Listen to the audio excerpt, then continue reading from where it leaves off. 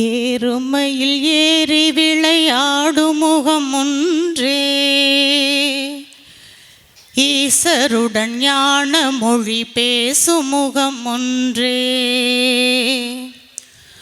கூறும் அடியார்கள் வினை தீர்க்கும் முகம் ஒன்றே, குன்றுருவ வேல் வாங்கி நின்ற முகம் ஒன்றே, மாறுபடு சூரரை வதைத்த முகம் ஒன்றே, வள்ளியை மனம் புணர வந்த முகம் ஒன்றே, ஆறுமுகமான பொருள் நீ அருளல் வேண்டும், ஆதி அருணாச்சலம் அமர்ந்த பெருமாளே, ஆறுமுகமான பொருள் நீ அருளல் வேண்டும், ஆதி அருணாச்சலம் அமர்ந்த பெருமாளே, ஆதி அருணாச்சலம் அமர்ந்த பெருமாளே, ஆறுமுகமான பொருள் நீ அருளல் வேண்டும். சிந்தனை உனக்கு தந்தேன், திருவருள் எனக்கு தந்தாய், வந்தனை உனக்கு தந்தேன், மலரடி எனக்கு தந்தாய், பைந்துணர் உனக்கு தந்தேன், பரகதி எனக்கு தந்தாய், கந்தனை பயந்த நாதா கருவையில் இருக்கும் தேவே.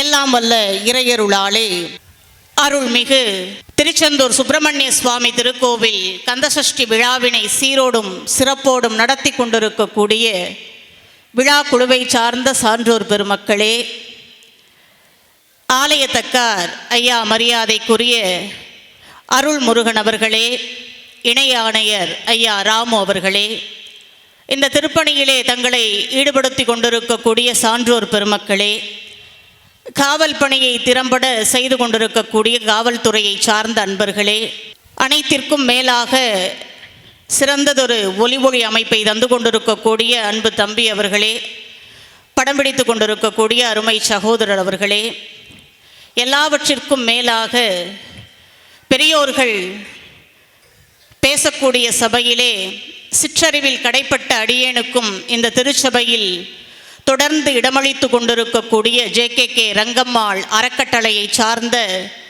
மரியாதைக்குரிய அம்மா என் செந்தாமரை அவர்களே, அனைத்திற்கும் மேலாக இங்கே கூடி நின்று எங்களை சிறப்பித்து கொண்டிருக்கக்கூடிய கோடான கோடி பக்த கோடிகளே, உங்கள் அனைவருக்கும் அடியேனின் சிரம் தாழ்ந்த வணக்கத்தினை தெரிவித்துக் கொள்கிறேன். கலியின் கிளி போக்க கந்தனை எண்ணு என்பது பழமொழி. ஆன்மாக்களுக்கு கந்தபெருமான் இந்த கலியுகத்திலே கட்டுத்தறி, அதாவது பற்றுக்கோடாக இருப்பவன். இந்த உலகம் பாருங்க, நாளுக்கு நாள் ஏதோ ஒரு அச்சத்தை நமக்குள்ளே ஏற்படுத்தி கொண்டே இருக்கிறது, அச்சுறுத்தி கொண்டே இருக்கிறது. எல்லாருக்கும் ஒரு கவலை இருக்கும், எல்லாருக்கும் ஏதோ ஒரு கேள்வி இருக்கும், ஒரு கலக்கம் இருக்கும். அதில் எந்த பாகுபாடமெல்லாம் கிடையாது. செல்வந்தராக இருக்கலாம், எளியவராக இருக்கலாம், எல்லாருக்குமே அந்த கலக்கம் உண்டு. தங்க ஊசியில் குத்தினாலும் வலிக்கத்தான் செய்யும், சாதாரண ஊசியில் குத்தினாலும் வலிக்கத்தான் செய்யும். நாம் நினைக்கிறோம் ஓட்டு வீட்டில் இருந்துக்கிட்டு நாம் புழுங்குறோம், அவங்க ஏசியில் இருந்துக்கிட்டு புழுங்குறாங்க. மனப்புழுக்கம், அவ்வளோதான் வித்தியாசம், வேற ஒன்றும் இல்லை. ஏதோ ஒரு கவலை, ஏதோ ஒரு கலக்கம், ஏதோ ஒரு பயம், ஒரு எதிர்காலத்தை குறித்து, வேலையை குறித்து, உடல் நலத்தை குறித்து, முதுமையை குறித்து, தனிமையை குறித்து ஏதோ ஒரு கவலை எல்லாத்துக்குமே இருக்கு. ஆனால் பாருங்க, முருகப்பெருமானை நம்பிட்டீங்கன்னு வைங்க, இந்த அச்ச ரேகை மனசுக்குள்ள அச்சம் வருது இல்லையா, அந்த அச்ச ரேகை முகத்தில் தென்படும் பொழுதே முருகப்பெருமான் வெளிப்பட்டு, ஆறுமுகம் நான் இருக்கிற, நீய கவலைப்படுற, அஞ்சாதே என்று வந்து நிற்கும். அதுதான் ஆறுமுகம். அஞ்சு முகம் தோன்றில் ஆறு முகம் தோன்றும், வெஞ்சமரில் அஞ்சல் என வேல் தோன்றும். நெஞ்சில் ஒரே ஒரு முறை முருகா அப்படின்னு உள்ளம் முருகி நினைச்சு பாருங்க, இருகாலும் தோன்றும். முருகா என்று ஓதுவார் முன் என்று பெரியவர்கள் பாடியிருக்கிறார்கள் என்று சொன்னால் அது சத்தியம். அது அப்படியே கவியரசர் பாருங்க, திரைப்படத்தில் எவ்வளோ நாள் இந்த பாடலை கேட்டிருப்பீங்க. சரவண பொய்கையில் நீராடி துணை தந்தருள் என்றேன் முருகனிடம், கேட்டிருப்போம்ல. அவனிடம் சொன்னேன் என் அஞ்சுதலை, அந்த அண்ணலே தந்து வைத்தான் ஆறுதலை. இவ்விடம் இவர் தந்த இன்ப நிலை கண்டு என்னிடம் நான் கண்டேன் மாறுதலை. சரவண பொய்கையில் நீராடி துணை தந்தருள் என்றேன் முருகனிடம். இருக்கரம் நீட்டி வரம் கேட்டேன், இருக்கரம் நீட்டி வரம் கேட்டேன். அந்த மன்னவன் இன்னருள் மலர் தந்தான். கேட்டிருக்கோம். அவனிடம் சொன்னேன் என் அஞ்சுதலை, அந்த அண்ணலே தந்து வைத்தான் ஆறுதலை. இது முருகப்பெருமானினுடைய அவதார நோக்கம். முருகப்பெருமானினுடைய அவதார தத்துவத்தை அப்படியே கவியரசு கண்ணதாசன் 2 வரியில் சொன்னார் பாருங்க. அவதாரம்னாலே என்ன பொருள் தெரியுங்களா? இறங்கி வருதல்னு பொருள். எதற்காக இறங்கி வருகிறான் இறைவன்? எதற்காக அவதாரம் எடுக்கிறான்? நமக்காகத்தான். அவன் எவ்வளோ பெரியவன். அவனுடைய பெருமைகளை எல்லாம் மறந்து நம்மீது கொண்ட கருணை காரணமாக முருகப்பெருமான் அப்படியே இறங்கி வர்றான். அதுதான் அவதாரம்னு பொருள். முகலாய மன்னன் ஒருத்தர் மந்திரியாகிய பீர்பால்கிட்ட ஒரு கேள்வி கேட்டாராம். ஏன்பா அந்த அவதாரம்னு உங்கள் மதத்தில் சொல்கிறீங்களே, எதுக்கு இறைவன் அவதாரம் செய்யணும்? அவன் சர்வ வல்லமை படைத்தவன் அல்லவா? இருந்த இடத்திலிருந்து அவனால் அருள் புரிய முடியாதா? பீர்பால் சொன்னாரா, நல்ல கேள்வி மன்னா, ஆனால் கொஞ்சம் நிதானமாக பதில் சொல்கிற, அறிவுபூர்வமாக கேட்டிருக்கீங்க, ஏனோ தானோன்னு சொல்லக்கூடாது. கொஞ்ச நாள் போனது. மன்னன் பாருங்க, ஒரு நாள் ஒரு படகுல போகணும். நல்ல குடும்பமாக ஒரு பயணம், சுற்றுலா போவோம். குழந்தை குட்டிங்க, மனைவி, காவலர்கள், மந்திரியாகிய பீர்பால் எல்லாரும் அந்த படகுல அமர்ந்துட்டு அப்படியே கடலில் போயிட்டே இருக்காங்க. அந்த பீர்பால் சடார்னு என்ன பண்ணாராம், ஒரு குழந்தையை தூக்கி டம்முன்னு தண்ணியில் போட்டாராம். மன்னன் பதறி போய் இப்படி கையை காமிச்சுக்கிட்டு சடார்னு தண்ணிக்குள்ளே விழுந்து அந்த குழந்தையை தூக்கிட்டு மேலே வந்திருக்கார். சுற்றி இருந்தவங்களாம் முடிஞ்சார். பீர்பால் தூக்கா சிரச்சேதமா தெரியலையே. அவங்களுக்குள்ள ஒரு வாக்குவாதம், சிரச்சேதமாக தான் இருக்கும், தூக்காதான் இருக்கும். அவர்களுக்குள்ள பேசிக்கிட்டாங்க.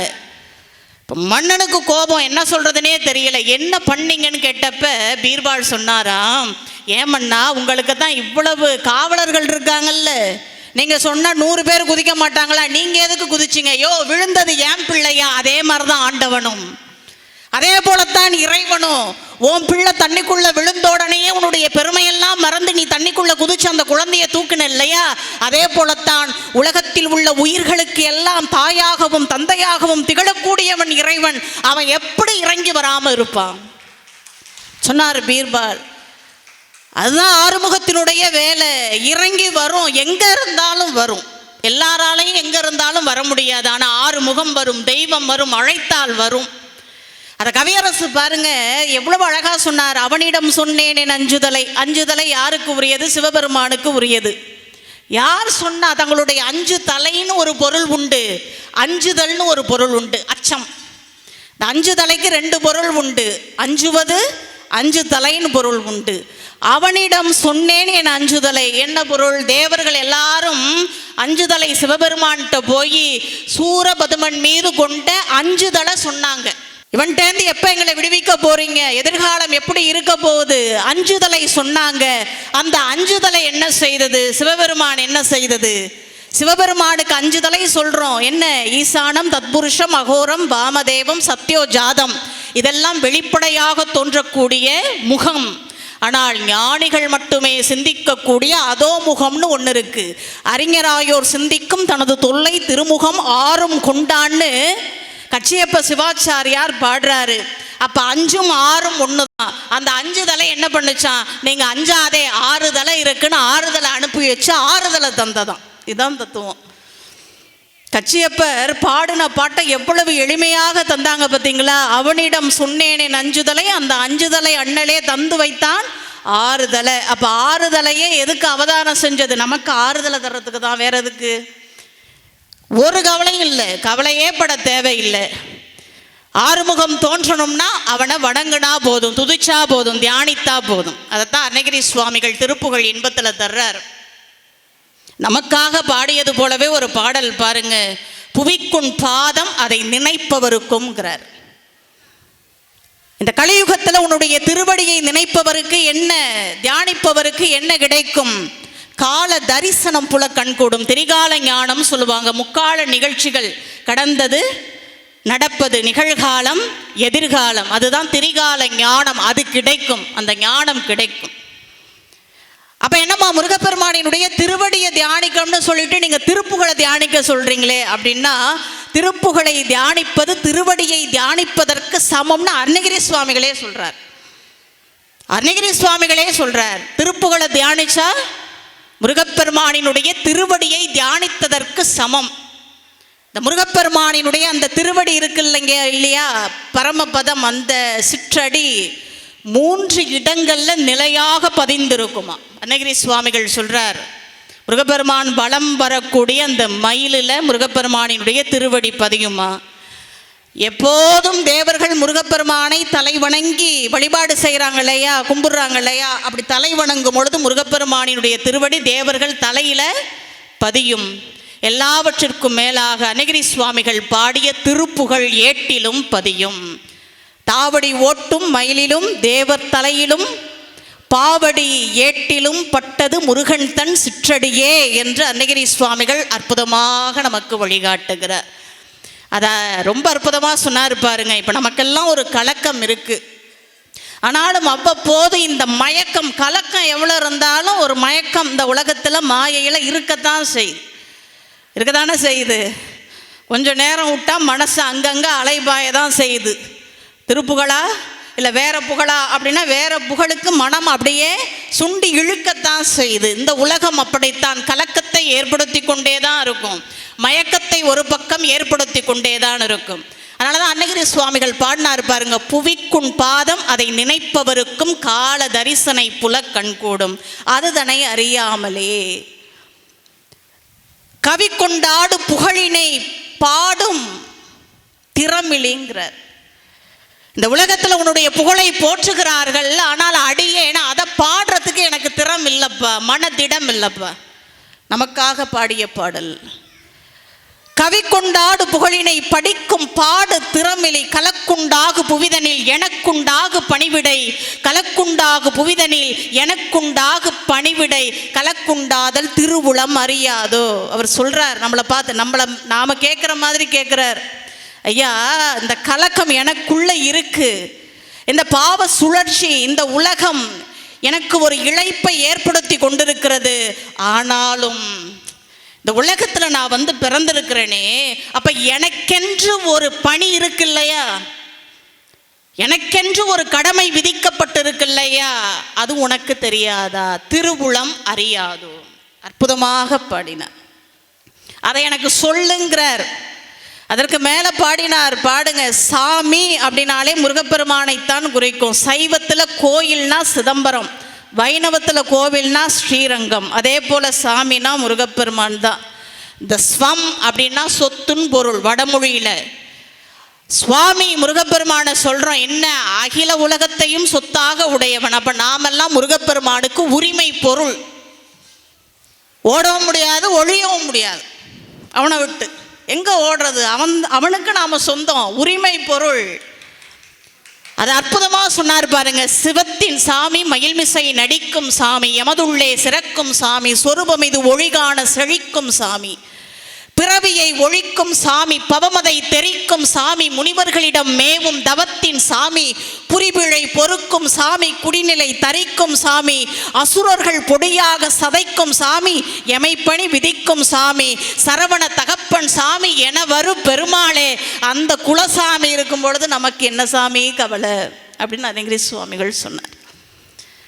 நேற்றைய தினம் சிந்திச்சோம், இந்த திருப்புகழை கண்டெடுத்தவர்களை குறித்து சிந்திச்சோம். வடக்குப்பட்டு தணிகாச்சலம் சுப்பிரமணியம் பிள்ளை அவர்கள் அந்த திருப்புகழை அச்சில் ஏற்றி நம்முடைய கையில கொடுத்தார், வெளிக்கொண்டு வந்து கொடுத்தார்.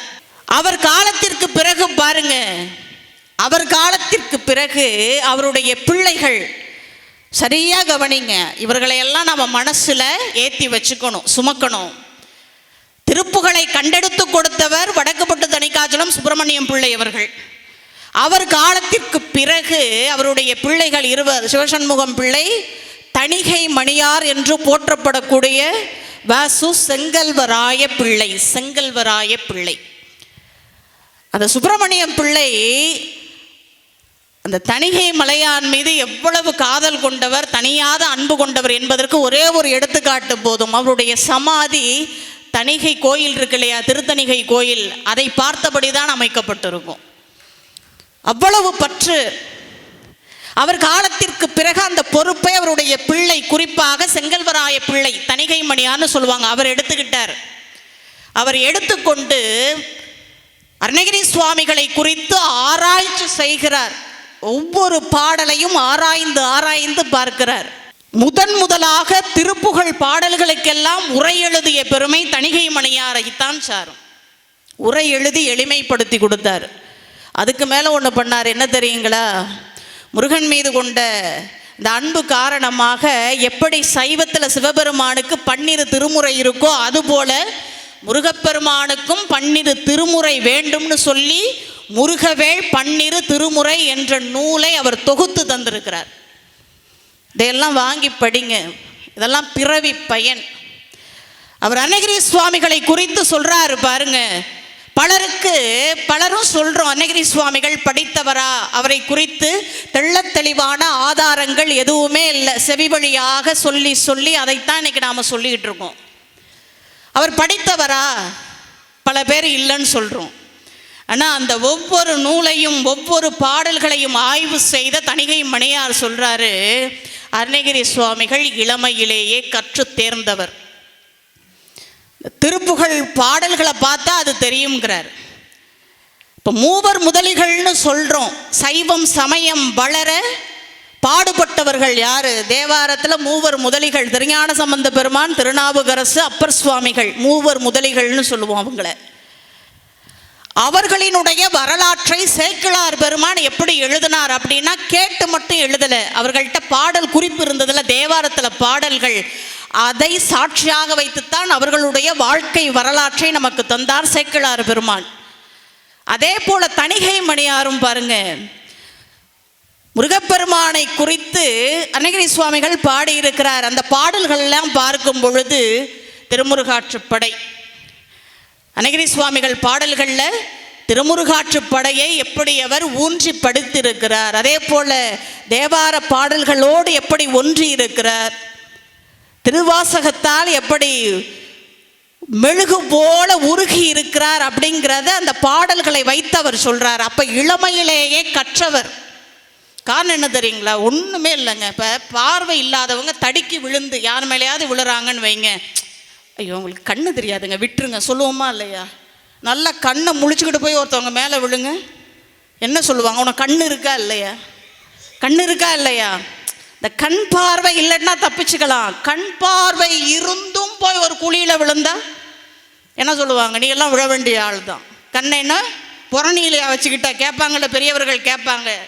அப்ப அருணகிரி சுவாமிகள் பாருங்க, இளமையிலேயே கற்றவர். ஆனால் விதிவசத்தால் பரத்தையர் வசம் சிக்கி பொருளை இழந்து திருவற்று தெருவிலே தெரிந்தார். அவர் பாடல்களில் வெளிப்படுத்துகிறார். மட்டூர் குழல் மங்கையர் மயல் வளை பட்டு ஊசல் படும் பரிசு என்று ஒழிவேன் கேட்கிறார். பாடல்களில் நிறைய பாடல்கள். மகமாயை களைந்திட வல்ல பிரான் முகமாறும் ஒளிந்து மொழிந்திலனே அகமாட என்றையரும் சகம் மாயையுள் நின்று தயங்குவதே வருந்துறார். இன்னொரு பாடல்ல கொடுத்தாரு பாருங்க. வாதினை அடர்ந்த வேல்விழியர் தங்கள் மாயமுதொழிந்து தெளியேனே மாமலர்கள் கொண்டு மாலைகள் புனைந்து மாப்பதம் அணிந்து பணியேனே ஆதியோடு அந்த மாகிய நலங்கள் ஆறுமுகம் என்று தெரியேனே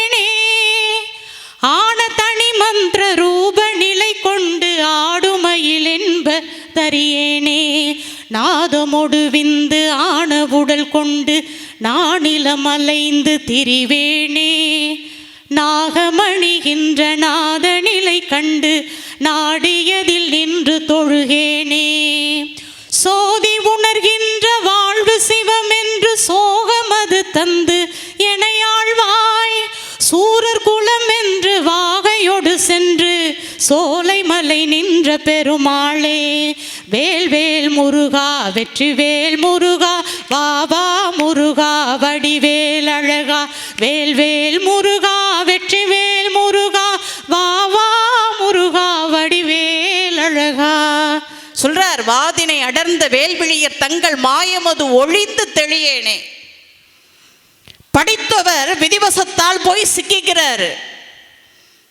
அது சேக்கிழார் பெருமான் திருநீலகண்ட நாயனார் இருக்கார் இல்லைங்களா, அவரை சொல்லும் பொழுது நல்ல மனைவி இருந்தும் குணவதியான மனைவி இருந்தும் பரத்தையர நாடுனார் அப்படிங்கிறதுக்கு அவர் ரொம்ப அற்புதமாக சொல்லுவார்.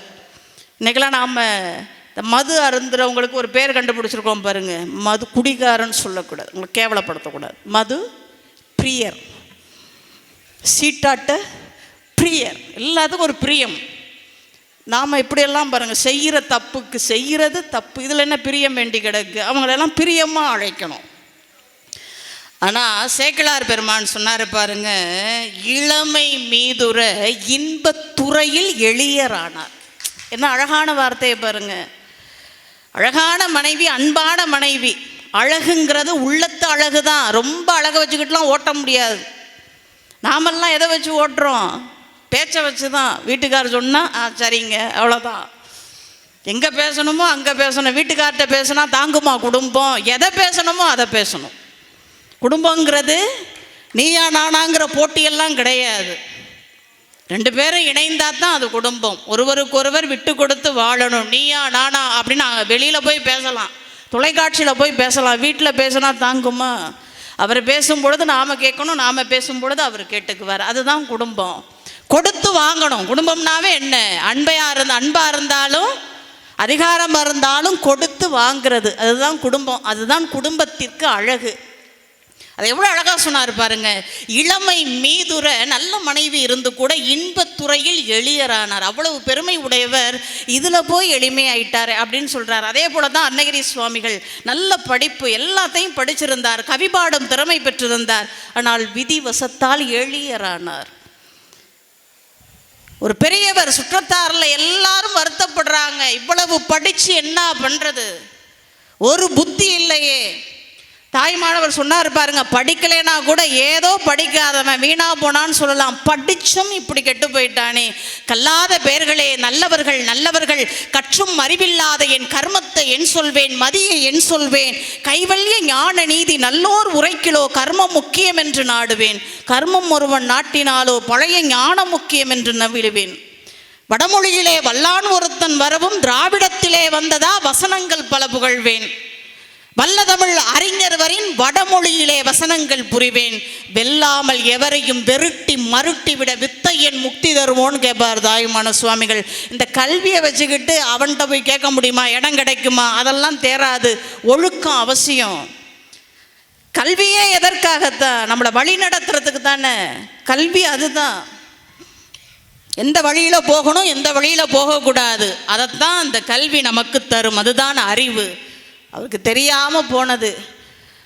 அவர் செய்த தவப்பயன் பாருங்க. ஒரு பெரியவர் வந்தார், அவர் பெரியவர் வருகிறார், வந்து சொன்னார், அப்பா உன்னை பற்றி எல்லாரும் சொல்கிறாங்க. ஒரு பெரியவர் அவரை சந்தித்து சொல்கிறார், நல்ல திறமையான ஆளு, நீ கடந்த காலத்தை யாராலையும் மாற்ற முடியாது. மாற்ற முடியுமா? டைம் ட்ராவல் பண்ணி போக முடியுமா? முடியாது. ஆனால் நிகழ்காலத்தில் ஒரு முடிவு எடுக்கிறீங்கன்னு வைங்க, சென்றதை நீ மீளாது மூடரே, சென்றதையே என்னாலும் சிந்தை செய்து கொன்றளிக்கும் கவலை எனும் குழியில் வீழ்ந்து குமையாதிருந்தார் பாரதியார். போனது போனதுதான்டா மூடரே, அதை பற்றியே கவலைப்பட்டுக்கிட்டு இருந்தா எதிர்காலம் என்னவாகும்? இன்னைக்கு முடிவெடுனார். அதைத்தான் பெரியவர் சொன்னார். இன்னைக்கு முடிவெடுத்தா நாளைக்கு என்னுடைய வாழ்க்கை எப்படி இருக்கும் என்பதை என்னால் தீர்மானிக்க முடியும். அதனால தானே விவேகானந்தர் சொன்னார் பாருங்க, நாளைக்கு நீ எப்படி இருக்கிற அப்படிங்கிறது உன்னுடைய கையில் தான் இருக்குது, உன்னுடைய முடிவில் தான் இருக்குது. என் வாழ்க்கையை நாசப்படுத்திட்டாங்க, யாராலையும் நாசப்படுத்த முடியாது, நாம் நினச்சா தான் முடியும். அதைத்தான் அந்த பெரியவர் சொன்னார், அப்பா போனது போகட்டும், நீ எதிர்காலம் உனக்கு நல்லா இருக்கு.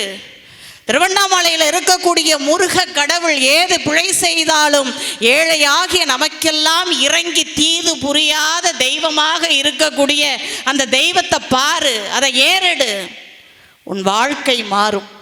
நல்ல கவனமாக கேளுங்க. ஏன்னா நீங்கள் கேட்குறீங்களா கேட்கலையான்னு எனக்கு தெரியாது, முருகப்பெருமானுக்கு தெரியும். நாம் நினைக்கிறோம் அவனுக்கு என்ன தெரியும், எல்லாம் தெரியும். இங்கே உட்காந்துக்கிட்டு எங்கேயோ நினச்சிங்கன்னா அதையும் எழுதி வைப்பான் முருகப்பெருமான். இன்னம்பர்னு ஒரு ஆலயம், சிவபெருமானுக்கு என்ன பேர் தெரியுங்களா? எழுத்தறிநாதர். கணக்கு எழுதி வைப்பாராம். எதை? தொழுது தூமலர் தூவி துதித்து நின்று அழுது காமுற்று அரற்றுகின்றாரையும். உண்மையா யாரெல்லாம் வந்து வணங்கி அழுகிறார்களோ, அழுது புலம்புகிறார்களோ அவர்களையும், பேருக்கு கோயிலுக்கு வந்தோங்கிற பேரில், பேச்சை கேட்க வந்தோங்கிற பேரில் சும்மா உட்காந்து நேரத்தை கடத்திக்கிட்டு இருக்கிறவங்களையும் எழுதி வைக்கிறாராம். தொழுது தூமலர் தூவி துதித்து நின்று அழுது காமுற்று அரற்றுகின்றாரையும் பொழுதுபோக்கி புறக்கணிப்பாரையும் எழுதும் கீழ்கணக்கு இன்னம்பர் ஈசனே. அதனால் இங்கே நீங்கள் உட்காந்துருக்கலாம், மனசு உட்காரணும், அதான் முக்கியம். நாம் இப்படி உட்காந்தா பிரயோஜனம் இல்லை. அதனால தானே அருணகிரி சுவாமிகள் சொன்னார், சிந்திக்கலேன் நின்று சேவிக்கலேன்னார். நாமெல்லாம் நினைப்போம், என்ன 4 மணி நேரம் வரிசையில் நிற்கிறோம், நம்மளை பார்த்து நின்று சேவிக்கலன்னு சொல்கிறாரு. அப்படின்னா இந்த காலை நிற்கிறத பற்றி சொல்லலை, காலால் நிற்கிறத பற்றி சொல்லலை, மனசால் நிற்கிறத பற்றி சொன்னார். இந்த மனசு நின்று சேவிக்கணும், அதுதான் முக்கியம். அதைத்தான் பெரியவர்கள் சொன்னாங்க. போனது போகட்டும், திருவண்ணாமலையில் இருக்கக்கூடிய முருகப்பெருமான உன்னுடைய வாழ்க்கை மாறும், உன்னுடைய வினை தீரும். ஆனால் அப்பவும் அவர் கேட்கலையே. படிச்சிருக்கோம்ல, கேட்குமா அறிவு? அதே போல வாழ்ந்தார். ஆனால் அந்த நல்ல தவப்பயன் கூடும் வேளை வந்தது. இவர் போய் பெரியவர்களை எல்லாம், பொருள் உள்ளவர்களை எல்லாம் போய் பாடி பரிசா பரத்தையர் வசம் கொடுத்தாரு. பரத்தையர்கள் அவங்களுக்கு என்ன கொடுத்தாரு? அவங்களுக்கு என்ன கொடுத்தாருன்னா தொழு நோயை கொடுத்தாங்க.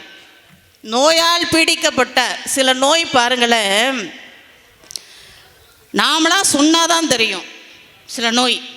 ஆனால் சில நோய் மற்றவங்க பார்த்தாலே தெரியும் எவ்வளவு கொடுமை. நாம் சொல்லலைன்னாலே நம்ம ஆளுங்க உங்களுக்கு ஒன்றும் இல்லையான்னு ரொம்ப வருத்தப்படுறாங்க. அது எப்படி இருக்காமல் போகும்? எனக்கு இருக்குது, உங்களுக்கு எப்படி இல்லாமல் போணுச்சு அதை சொல்லுங்கள். சில நோய் சொன்னால் தான் தெரியும், சில நோய் பார்த்தாலே தெரியும். நினச்சி பாருங்கள், அது எவ்வளவு கொடுமை. தொழு நோயாளியாக திரிந்து கொண்டிருந்தார். அப்போ தான் அவருக்கு அந்த பெரியவர் சொன்னது நினைவுக்கு வந்தது. பட்டாலும் கெட்டாலும் பயனில்லை என்று உற்றார் எல்லாம் அவரை விட்டெறிந்தார்கள்.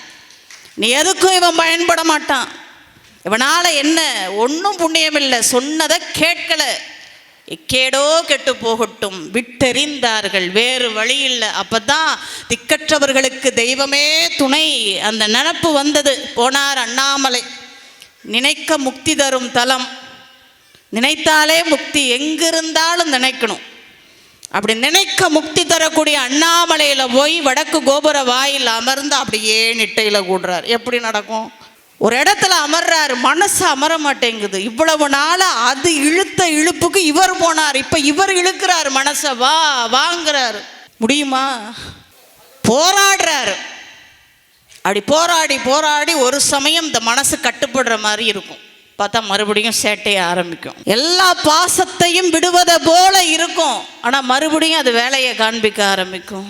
ஒரு நேரம் வெறுத்து போய், இதற்கு மேல் என் மனசையே என்னால் கட்டுப்படுத்த முடியல, இனி நான் வாழ்க்கையில் என்னத்தை சாதிக்க போகிறேன், இனி வாழ்ந்து பயன் என்ன அப்படின்னு அவர் முடிவு செய்து வல்லால கோபுரம், திருவண்ணாமலை இருக்கு பாருங்க, வல்லால கோபுரத்தின் மீது ஏறி நின்று, முருகா இருக்கிற வரைக்கும் என்னை கை தூக்கி விடலை, அடுத்த பிறவியிலாவது உன்னுடைய அடிமையாக என்னை மாற்றுன்னு மேலிருந்து கீழே விழுந்தார். முருகப்பெருமான் நினச்சார், ஏன்பா அருணகிரி, உன்னை துதிக்கிறதுக்காக நான் படைச்சேன், நீ என்னன்னா குதிக்கிறியா அப்படின்னு டப்புன்னு பிடிச்சார். மேலிருந்து இவர் விழுறாரு. விழுந்ததுதான் தெரியும், ஒரு குழந்தையை தாங்குவதை போல அப்படி தாங்கி பிடிச்சார், தரையில நிறுத்தினார். அவருக்கு பேர் என்ன கொடுத்தாரு தெரியுங்களா? அருணகிரி. இயற்பெயர், பிள்ளை நாமம் நாத. இது சொன்ன பாருங்க, நாதன்னா என்ன பொருள்? அனைத்திற்கும் ஆதாரம். அதான் சிவதத்துவத்துக்கு அடிப்படை. நாதம் பிந்து சாதாக்கியம் ஈஸ்வரம் சுத்த வித்தை. அதுக்கு பிறகுதான் வித்யா தத்துவம் தோன்றும், ஆன்ம தத்துவம் தோன்றும். அடிப்படை நாதம் தான். பேர்லேயே நாதம் இருக்கும் பொழுது அவருடைய பாட்டில் நாதம் இல்லாமல் இருக்குமா, இசை இல்லாமல் இருக்குமா? நினச்சி பாருங்க. சொல்லிட்டு சொன்ன உபதேசம் என்ன தெரியுங்களா? சும்மா இரு சொல் அற. முதல்ல பார், உனக்கு என்னென்ன வேலையெல்லாம் கொடுத்துருக்கான், அப்படியெல்லாம் கொடுக்கல. பக்குவப்படலைன்னா அதோட மதிப்பு தெரியாது. முதல்ல பக்குவப்படணும். நிலத்தை உழுத உடனே போய் நடுறோமா? இல்லையே. பக்குவப்பட போடுறோமா? இல்லையா? அதுபோலத்தான் தாங்கி பிடிச்சார், தரையில் நிறுத்தினார். ஒரே ஒரு உபதேசம் தான், மௌன உபதேசம். சும்மா இரு சொல் அற. ஒன்றும் பண்ணாத, சும்மா இருன்னா சும்மா வேலை வெட்டிக்கு போகாமல் அப்படியே படுத்து கிடக்கிறது கிடையாது. மனசும் அலைபாயக்கூடாது, பேசவும் கூடாது. இந்த ஐம்புலன்களும் கட்டுப்பாட்டுக்குள்ளே இருக்கணும். எவ்வளவு சிரமம், ஆனால் இருந்தார். 12 ஆண்டுகள் 12 ஆண்டுகள் நிட்டையில் இருக்கிறார் அருணகிரி சுவாமிகள். தொழுநோயால் பீடிக்கப்பட்ட அவருடைய தேகம் அந்த 12 ஆண்டுகளில் பாருங்க ஒளி தேகமாக மாறியது. அந்த பக்குவத்தை உணர்ந்தார் முருகப்பெருமான். இந்த ஆன்மாக்களினுடைய பக்குவத்துக்கு 3 உண்டு. சைவ சித்தாந்தம் சொல்லுது, சகலர், விஞ்ஞானகலர், பிரளயாகலர். இறைவன் நேரடியாக வந்து யாருக்கு உபதேசிப்பானா? விஞ்ஞானகலருக்கும் பிரளயாகலருக்கும். நமக்கெல்லாம் 3 மலமும் இருக்கு. ஆணவம் உண்டு, கண்மம் உண்டு, மாயை உண்டு. விஞ்ஞானகலருக்கு ஆணவம் மட்டும்தான் இருக்கும். பிரளயாகலருக்கு ஆணவமும் கண்மமும் இருக்கும், ஆனால் மாயை இருக்காது. உலகத்தில் சிக்கிக்க மாட்டாங்க, அவங்களுக்கு தெரியும். அப்போ இறைவன் வந்து உபதேசிக்கிறான். நிறைய பேருக்கு இருக்குள்ள. அப்போ நேராக போயிட வேண்டியதான் கோபுரத்துக்கு. எத்தனை வருஷம் கோயிலுக்கு வர்றது? முருகப்பெருமான் பதிலே சொல்லலை. அப்போ நாமும் ஒரு கோபுரத்தை தேர்ந்தெடுத்து மேலிருந்து கீழே குதிக்கலாம். முருகப்பெருமான் வருவானா அப்படின்னா முருகப்பெருமான் வரமாட்டான், ஆம்புலன்ஸ் தான் வரும். ஆம்புலன்ஸ் தான் வரும். காரணம் என்ன தெரியுங்களா? அவர் பக்குவப்பட்ட ஆன்மா. அதனால முருகப்பெருமான் வந்தார். அதனால தான் அவர் சொல்றாரு பாருங்க, வழி வழி அடிமைங்கிறார். பல பிறவிகளில் முருகப்பெருமானுக்கு அடிமையா இருந்தவர், தொண்டு செய்தவர். இந்த பிறவியில முருகப்பெருமான் அவரை தாங்கினான், நிறுத்தினான், ஏந்தினான். நாம் அந்த முயற்சியெல்லாம் செய்யக்கூடாது. முதல்ல முருகப்பெருமான மனசார நினைக்கணும். அதுதான் முதல் வேலை. அந்த ஒளி தேகமாக மாறியது. முருகப்பெருமான் வேலோடும் மயிலோடும் காட்சி தந்துட்டு சொன்னாரு, என்னை பாடு. அருணகிரி சுவாமிகளுக்கு தூக்கி வாரி போட்டது. என்னது பாடுறதா? என்னது பாடுறதா? என்ன பாடுறது? என்னால் என்ன பாட முடியும்? இத்தனை நாள் பொய்யின்பத்தை எல்லாம் மெய்யென்று பாடிய எனக்கு இந்த பழக்கப்பட்ட நாக்கு பாருங்களேன். பழக்கம்னு ஒன்று இருக்கு, அதுதான் வழக்கம். அது நல்லதோ கெட்டதோ, நம்முடைய ஐம்புலன்களுக்கு நல்லதை பழக்கிட்டீங்கன்னா அது நல்லது தான். இன்னைக்கு என்னுடைய மகன் காலேஜில் படிக்கிறாரு. ஃபோனை பேசிட்டு வைக்கும் பொழுது வழக்கமாக நான் திருச்சிற்றம்பலம், அவர் சிவசிதம்பரம் பர். நான் ஒருவேளை திருச்சிற்றம்பலம் சொல்ல மறந்துட்டேன்னா அங்கிருந்து திருச்சிற்றம்பலம் கட்டக்குரல் அவர் என்ன மறந்துட்டீங்கன்னு நான் உடனே சிவசிதம்பரம் சொல்லி வைப்பேன். காரணம் என்ன தெரியுங்களா? பழக்கம். அது நல்லதோ கெட்டதோ பிள்ளைகளுக்கு சொல்லி தரணும்.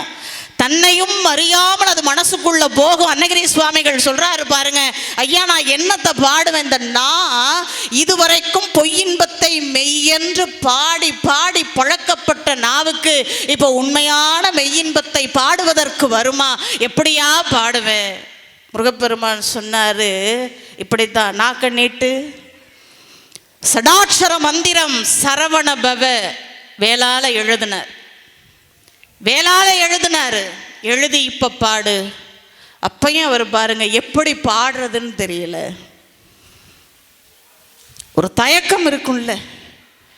முருகப்பெருமான்கிட்ட முழுசா தெரியலன்ட்டிங்கன்னா தப்பிச்சுக்கலாம். இறைவன்கிட்ட பணிவுங்கிறது ரொம்ப முக்கியம். அவன் அப்படியே பொறுப்பு எடுத்துக்குவான். இவர் சொன்னோடனே பாடலை, தெரிஞ்சிருக்கும்ல, அவர் ஒரு புலவர் தானே, பாடி இருக்கலாம். அப்பா எப்படி பாடுறது? அங்கே பாருங்க, சிவபெருமான் சுந்தரருக்கு பித்துன்னு அடி எடுத்து கொடுத்தார். எப்படி பாடணும்னு கேட்டப்ப என்ன சொன்னார்? நீ என்ன சொன்ன? நீ கைலையிலிருந்து வரும்பொழுது என்ன சொன்ன? மையல் மானுடமாய் மயங்கும் வேளையில் ஐயனே நீ என்னை தடுத்தாட்கொள்ள வேண்டும்னு. உன் பேச்சை நம்பினா அங்கேருந்து இறங்கி உனக்கென்று நியமித்த பெண்களை விட்டுட்டு நீ வேற பெண்ணை திருமணம் பண்ணும் பொழுது நான் உன்னை தடுத்தேன். ஆனால் நீ என்னை பார்த்து என்ன கேட்ட? பித்தனோன்னு கேட்ட. அப்போ பித்தனே பாடுன்ட்டார். பித்தன் பாடு.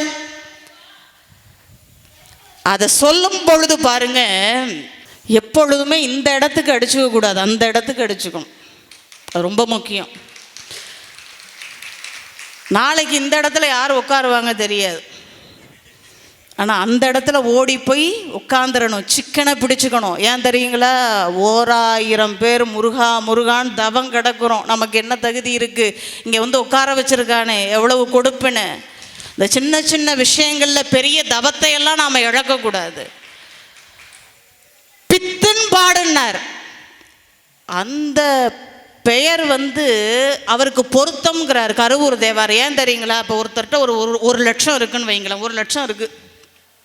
அவர் பாகம் பிரிக்கும் பொழுது எப்படி கொடுக்கணும்? மனைவிக்கு குறைந்தபட்சம் ஒரு 30,000, 1 லட்சம் 30,000.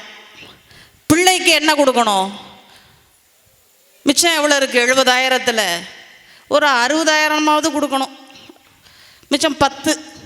நீ என்ன வேணாலும் உனக்கு 10 பத்தலையோ நீ வச்சுக்கன்னு விட்டுருவாங்க. அப்போ இந்த கொடுக்கும் பொழுது இப்படி கொடுத்தா தான் அன்பு இருக்குன்னு நம்புவாங்க. அதான உண்மை.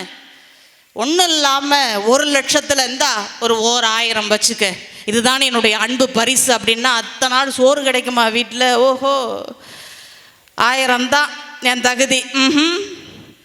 பிள்ளைக்கு 2000 கொடுத்து பாருங்க, கொள்ளி வைக்கிறதே தள்ளி வச்சுருவான். அதுக்கெல்லாம் நான் எதுக்குங்க? இன்னைக்கெல்லாம் மிஷின் வந்திருக்கு, உள்ளே அனுப்புனா வெளியில் வந்துடும். எதுக்குண்ணா? இதான் நடக்கும். ஆனால் இறைவன் அப்படி இல்லையா. 1 லட்சம் கணக்கு வச்சுக்கோங்க, அதை 100,000 பிரிங்க. 100,000 1 லட்சம். இந்த 99 பங்கு நீ யாருக்கு வேணாலும் கொடுத்துரு. கருவூரார் சொல்றார், 99 பங்கை யாருக்கு வேணாலும் கொடுத்துரு. ஆனால் அந்த 1 பங்கு அன்பு இருக்கு இல்லையா, அதை சிவனுக்கு கொடு. அவன் உனக்கு என்ன கொடுப்பான் தெரியுமா? அமர் உலகம் அளிப்பான். அதனால தான் அவனுக்கு பேரே பித்தன். 1000 ரூபாய் கொடுத்தா சோறே கிடைக்காது வீட்டில். ஆனால் சிவபெருமான் பாரு, உன்னை வீட்டின்பத்தில் வச்சுக்குவான். தத்தையங்கனையா தங்கள் மேல் வைத்த தயாவை 100,000 கூறிட்டு அத்தில் அங்கு ஒரு கண் வைத்தவருக்கு அமருலகளிக்கு நின் பெருமை பித்தன் என்று ஒருகார் பேசுவரேனும் பிழைத்தவை பொறுத்தருள் செய்யுங்கிறார். இறைவன் எவ்வளவு கருணை உடையவன் பாருங்க. இங்கே அவர் சொன்னார், அங்கே பித்துன்னார், இங்கே முத்துன் பாடு. முருகப்பெருமானுக்கு முத்தையன்னு ஒரு நாமம். அவன் சுயம் பிரகாசி. முத்து பாருங்க 20 இடங்களில் தோன்றும். சங்கிலிருந்து தோன்றுவது அரிதிலும் அரிதான முத்து. சிப்பியிலிருந்து தோன்றும், மீனின் தலையிலிருந்து தோன்றும், யானையினுடைய தந்தத்திலிருந்து தோன்றும், மூங்கில் இருந்து தோன்றும். மலைக்காடுகளில் வளருது பாருங்க, அந்த மூங்கில் இருந்து தோன்றும். அந்த முத்துங்கிற சொல்லுக்கு பல பொருள் உண்டு. பாசங்களிலிருந்து விடுபடக்கூடிய முத்தியை குறிக்கும். அன்பின் வெளிப்பாடாகிய முத்தத்தையும் குறிக்கும். அதனால தான் பாடும் பொழுது திருச்செந்தூர் பிள்ளை தமிழில் பாடும் பொழுது முத்தம் தருகவே அப்படின்னு பாடினார் புலவர். அந்த முத்து அப்படிங்கிற சொல் பாருங்க, அதில் எந்த குறையுமே கிடையாது. ஒவ்வொரு நவ மணிகள் எதுவாக இருந்தாலும் மற்ற மணிகள்லாம் பட்ட தீட்டணும். முத்து இயற்கையாகவே ஒளி உடையது, தோஷம் இல்லாது. யார் வேணாலும் அணியலாம், யார் வேணாலும் அணியலாம். குளிர்ச்சி உடையது. முருகப்பெருமானுக்கு பேர் அதனால தான் முத்தையன். தோன்றும் பொழுதே சுடரொளியாக தோன்றிய பெருமான் முருகப்பெருமான். முத்தையன் முத்து என்று பாடினார். அருணகிரி சுவாமிகள் இந்த முதலை கொடுத்தோடனே பாட ஆரம்பித்தார் பாருங்க. முதலை கொடுத்து தொழில் நடத்துன்னா நம்மளால் முடியாதா என்ன? முடிச்சு காட்ட மாட்டோம், அதுக்காக தானே காத்திருக்கோம். முத்தை தரு பத்தி திருநகை அத்திக்கிரை சத்திச்சரவண முத்திக்கொரு வித்து குருபர என ஓதும் முக்கட்பரமற்கு சுருதியின் முற்பட்டது கற்பித்திருவரும் 30 முப்பத்து வர்க்கத்தமரரும் அடிபேன 10 தலை தத்தை கணைதொடு ஒற்றைகிரி மத்தை பொறுதொரு பட்டப்பகல் வட்டத்திகிரியில் இரவாக 10 ரதத்தை கடவிய பச்சை புயல் மெச்சத்தகு பொருள் பட்சத்தோடு ரட்சித்தருள்வதும் ஒரு நாளே தித்தித்தைய ஒத்தப்பரிபுர நித்தப்பதம் வைத்து பைரவி திக்கொட்க நடிக்க கழுகொடு கழுதாட திக்குப்பரி அட்டப்பைரவர் தொக்குத்தொகு தொக்குத்தொகு தொகு சித்திரப்பௌர் இக்குத்திரிகடக எனவோத கொத்துப்பறை கொட்டக்கிழமிசை குக்குக்குகு குக்குக்குகு குத்திப்புதை புக்குப்பிடி என முதுக்கூகை கொட்புற்றல நட்பற்ற உணரை வெட்டிப்பலை இட்டு குலகிரி குத்துப்பட ஒத்துப்போறவள பெருமாளேன்னு கங்கை பாய்வதை போல பாய்ந்தார். பாடி முடிச்சுட்டு பாருங்க, இந்த தவத்தை செஞ்சு பழகிட்டோன்னு வைங்க, மனசு வேற இதுலையும் போகாது. மறுபடியும் நிட்டையில் கூட்டிட்டார். ஒரு பாட்டு பாடினார், மறுபடியும் நிஷ்டானுபூதி தான். நிட்டைனா அந்த ஐம்புலன்களையும் அடக்கி ஒன்றிலே நிலை நிறுத்துவது, அதான் நிட்டை. தூங்குறதுன்னு சொல்லுவாங்க சித்தர்கள். இப்போ நாமெல்லாம் தூங்கினா கனவு வரும், அதானே வரும். அப்பப்போ முருகபெருமான் வந்து போவான், நாம் அப்பப்போ வந்து போகிற மாதிரி. ஆனால் பெரும்பாலும் என்ன வருது, எல்லாம் கெட்ட கனவு தான், எல்லாம் எல்லாரும் தான், நான் உட்பட தான். பெரும்பாலும் என்ன கனவு வருது, கெட்ட கனவு வருது. ஆனால் அவங்க தூங்குனா என்ன வருமா? திருமூலர் சொல்றாரு பாருங்க, தூங்கி கண்டார் சிவலோகமும் தம்முள்ளே. சித்தர்கள் தூங்குறாங்கிறோமே, தூங்குவதுனா என்ன தெரியுங்களா? அட்டாங்க யோகம்னு சொல்லுவாங்க. இயமம் நியமம் ஆசனம் பிராணாயாமம் பிரத்யாகாரம் தியானம் தாரணை சமாதி. இந்த மூச்சை தேவையில்லாதெல்லாம் விளக்கிட்டு எதையெல்லாம் விளக்கணுமோ எதையெல்லாம் கூட்டணுமோ அதையெல்லாம் கடைபிடித்து பழக்க வழக்கங்களை கடைபிடிச்சு ஆசனம் நம்ம நல்லா போடணுங்கிறதெல்லாம் அவசியம் இல்லை. சாதாரணமாக நம்ம உட்கார்றோம் இல்லையா, சாதாரணமாக காலை மடக்கி உட்கார்றது தான் சுகாசனம். அதுக்கு பேர் சுகாசனம். சுகமாக உட்கார்றது, ஒன்றும் பிரச்சனை இல்லை, அப்படி உட்காந்துக்கலாம். பத்மாசனம்ங்கிறது மாற்றி மாற்றி காலை போட்டு உட்கார்றது. அப்படி ஆசனங்களை பழகி இந்த மூச்சை இயல்பாக நாம் பாருங்க இப்படி விடுவோம். கொஞ்ச நேரம், 1 மணி நேரம் மாற்றி மாற்றி அந்த ஓட்டம் இருக்கும். இதை இடகலை பிங்கலைம்போம். ஆனால் சித்தர்கள் மட்டும்தான் பாருங்க இதை அப்படியே மடை மாற்றி பூரகம் உள்ள இழுப்பாங்க. நாம் இழுத்து வெளிவிட்டுருவோம். ஆனால் அருளாளர்கள் என்ன செய்வாங்க, சித்தர்கள் உள்ள அடக்கி கும்பிக்க செய்வாங்க. அப்படி வயிற்றுக்குள்ளே அப்படி அடக்குவாங்க மூச்சை, அதுதான் கும்பகம். அப்படி மூச்சை அடக்க அடக்க என்ன ஆகும்னா, மூலாதாரத்தில் உயிர் சக்தி குண்டலினின்னு ஒன்று இருக்கும், பாம்பு வடிவில் அப்படியே சுற்றி கிடக்கும். அந்த மூச்சு அங்கே சூடேற அது உயிர் பெற்று அப்படியே மேலே எழும்பும். அதான் உயிர் சக்தி. அப்படி மேலே எழும்பி ஒவ்வொரு ஆதாரமாக, அந்த ஆதாரம் பாருங்க தாமரை எல்லாம் இப்படி குவிந்து கிடக்கும். இந்த குண்டலினி மேலே ஏற ஏற ஒவ்வொரு இதழ் தாமரை உண்டு. 4, 6, 10, 12, 16, இங்கே 2 இதழ் தாமரை. ஒவ்வொரு இடத்துலையும் ஒவ்வொரு எண்ணிக்கையில் தாமரைகள் இருக்கும். அப்படியே மேலே எழும்பும். மூலாதாரம், சுவாதிஷ்டானம், மணிபூரகம், அநாகதம், விசுத்தி, ஆக்னி. இங்கே வரும் பொழுது உச்சந்தலை திறக்கும்.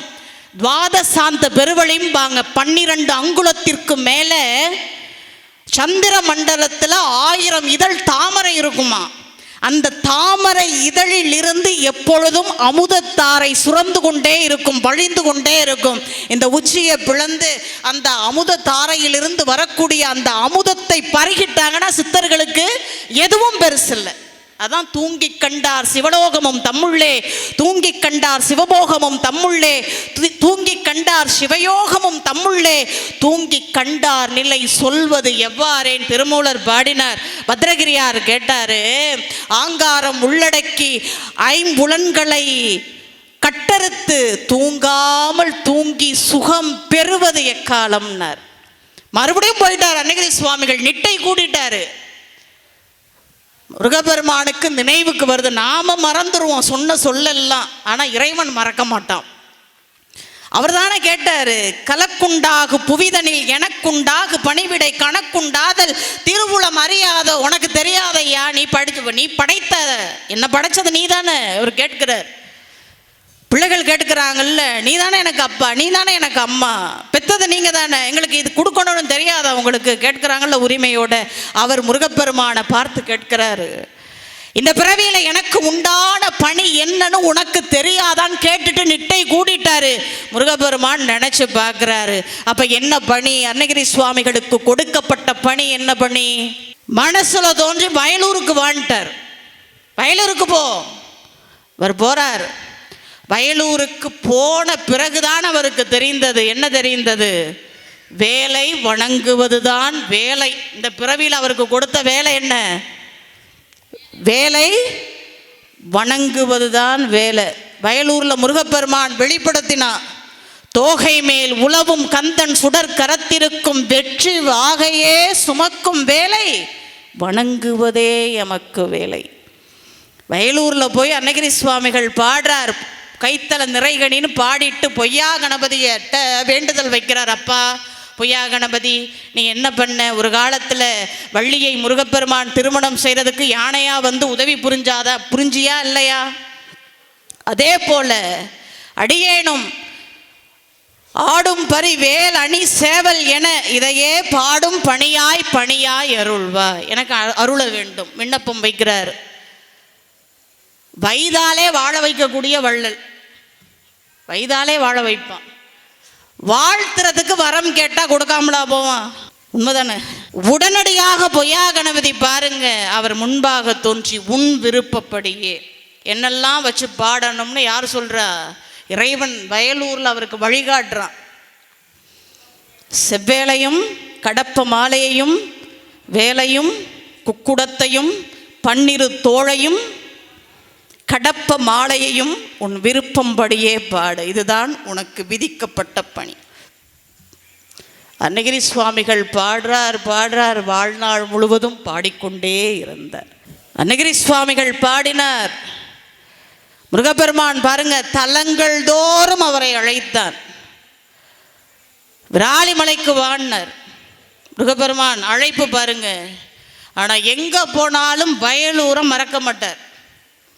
காரணம், வாழ்வு தந்த இடம் இல்லையா? பிள்ளையார் சுழி போட்ட தலம் ஆத்மார்த்த மூர்த்தி அருணகிரி சுவாமிகளுக்கு வயலூர் தான். எப்படி வள்ளல் வாரியார் சுவாமிகள் எப்படி ஆத்மார்த்த குருவாக அருணகிரி சுவாமிகளை நினைச்சு வயலூர் பெருமானுக்கு திருப்பணி செய்தார்களோ அதையெல்லாம் மறக்க முடியாது. இப்போ நாமெல்லாம் ஏதோ ஒரு பயன் கருதி ஒரு பணியை செய்வோம். திருமுருக கிருபானந்த வாரியார் அவர்கள்லாம் எந்த பயனையும் கருதாமல் அந்த சொற்பொழிவு நடத்துவார். அதனால் ஏதாவது பொருள் கிடைச்சிச்சுன்னா உடனே திருப்பணி செய்ய புறப்பட்டுருவார். நிறைய பேருக்கு படிக்க உதவி செய்வார். அதனால தான் பயன் தூக்கார் செய்த உதவி நயன் தூக்கின் நன்மை கடலில் பெரிது. அதெல்லாம் கடலை விட பெரிய காரியம் அவர்கள் செய்தது என்பது பாமர மக்களுக்கும் இந்த திருப்புகழை கொண்டு சேர்த்த பெருமை வாரியார் சுவாமிகளை சேரும். அவர்களை எல்லாம் திருப்புகழை நினைச்சா அவங்களெல்லாம் நினைக்கணும்.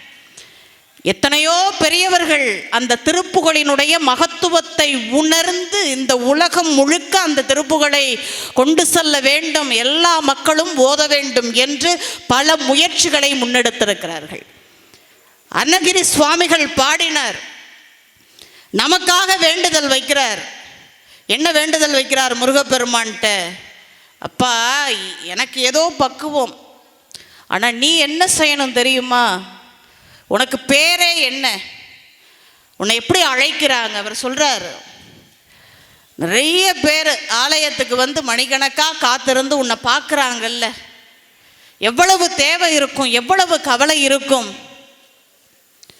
ஆனால் நீ என்ன செய்யணும்?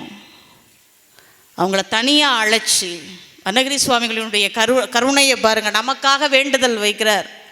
நீ அவங்கள தனியாக அழைச்சி, உனக்கு என்ன குறை, உனக்கு என்ன வேணும், என்ன செஞ்சால் உனக்கு பொருந்தும் பிடிக்கும், என்ன செஞ்சால் பிழைச்சிக்குவேன், நீ எதை விருப்பப்படுற, அழைச்சி கேளுங்கிறார்.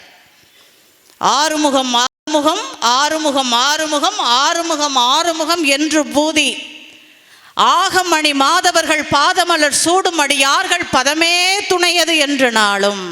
மாதவர்கள் இருக்காங்க பாருங்க, ஆறுமுகத்தை வணங்குறவங்க இருக்காங்கல்ல, தில்லைவாழ் அந்தனருக்கும் அடியாருக்கும் அடியேன்னார் சுந்தரர். இவர் சொல்றாரு பாருங்க, அந்தனருக்கு அடியாருக்கு அடியாருக்கு அடியேன், அப்படி வணங்கணும். வழி வழி அடிமையாக பாதமலர் சூடும் அடியார்கள் பதமே துணையது என்று நாளும்.